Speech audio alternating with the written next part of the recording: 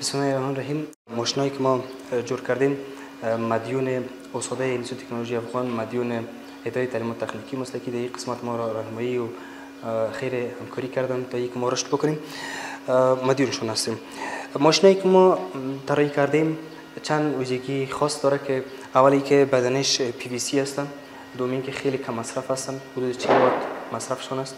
سوم این که اگر مثلا چنگک های بیتری ازی سرشفه وصل میشه، پازدجات ازی 5000 6000 یا 10000 افغانی هر چی قیمت داشته باشه نمیسوزن. و نوری که در این ماشینا صورت گرفته ای است که برق هرگاه میره خودش اتوماتیک در بیتری خود وصل میکنه. مثلا یک مشترک 10 بجه استراحت میکنه، 10 بجه شب، 12 بجه شب برق میره، در برق افغانستان اعتبار هم نیست. وقتی که 12 بجه شب یا 1 بجه شب برق میره، این ماشین خودش اتوماتیک برق خود میگیره در بیتری وصل میکنه. نیاز به شخص نداره که دخالت بکنه و یا شب تا صبح بیدارخوابی بکنه. این کار یو پی اس یا کار چنجاور اتومات میکنه. در کیفیتش بسیار خوب است نسبت به ماشین خارجی. بدنش ما قبلا ذکر کردیم که پی وی سی هم است، تخته هم جور میکنیم، پلاستیکی هم جور میکنیم و این ماشینا مکمل یا فول اتوماتیک گفته میشن. دیگه اگر شما خواسته باشین ما چنگکای بیتری رو سرشفه وصل میکنم و سیستم یو پی اس یا سیستم چنجاور اتوماتشون با شما کار میکنه. وصل میکنم. فعلا این پول مثبت بیتری است و این پول منفی بیتری است. ما اینی لاین مثبت ماشین است که آمده و این لاین ماشین منفیش است. ما لاین ماشین که مثبت است این در پول منفی وصل میکنم و لاین منفی ماشین در پول مثبت وصل میکنیم. سرچپه وصل میکنیم بیتری وصل میکنیم. چنگکای بیتری وصل میکنیم پرزیات از این نمیسوزه، هم دولت برق هم دولت بیتری باشه. حالی را پس سراسر وصل میکنم، هیچ مشکلی برش پیش نکردم.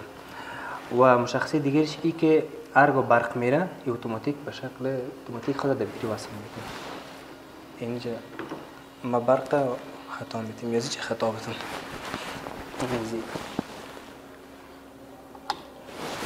اتوماتیک شما ماشین رو بگیریم که اتوماتیک در بیتری خود وصل میکنه.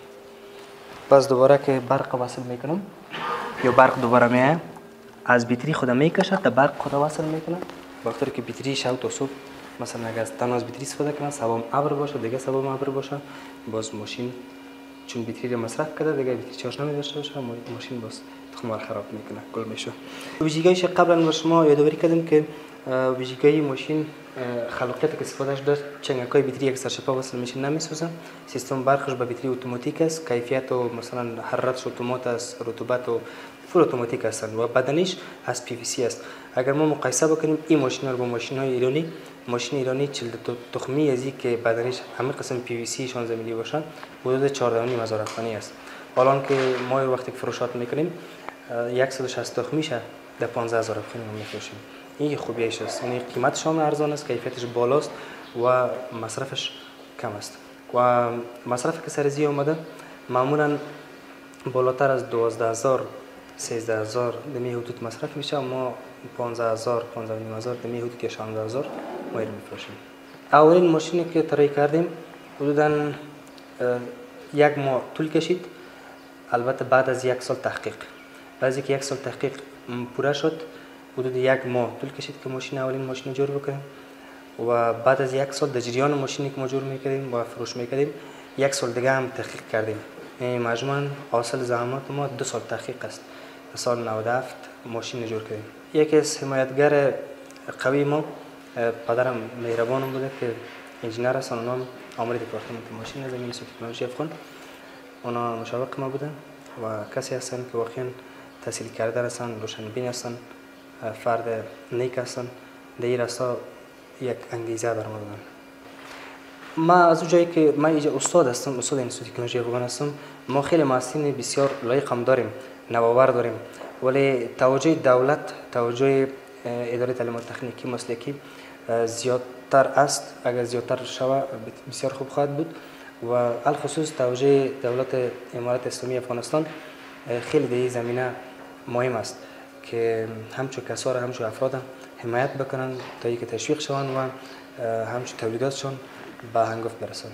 زمینه اشتغال زایی را برشان ایجاد بکنن تا اینکه محصلین ما تک افراد این وطن سرکار شد.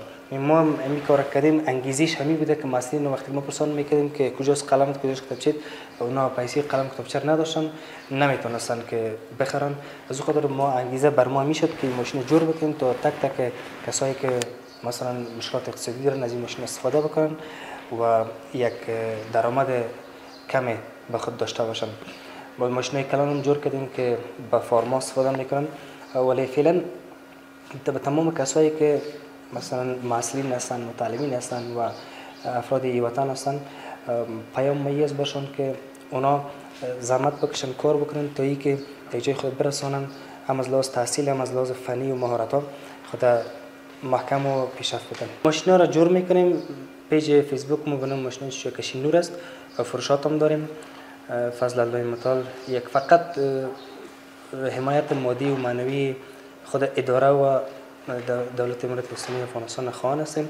وقتی روزی که تولید ما به انگفت برسان، خیلی نیازمندا داریم، خیلی یتیما داریم، خیلی بیوه داریم، دولت‌های مختلف دوده از افغانستان که به یک چیز نیاز دارن. یعنی ما کار کردیم که ماهی به مردم نمیتیم. یک مطلب است که ماهی بر مردم نمیتیم، ما ماهیگیری یاد میتیم مردم که خودشان ماهیگیری وقتی که یاد گرفتن نه خودشان میتونن که کاروبار شخصی ایجاد بکنن و درآمد داشته باشن.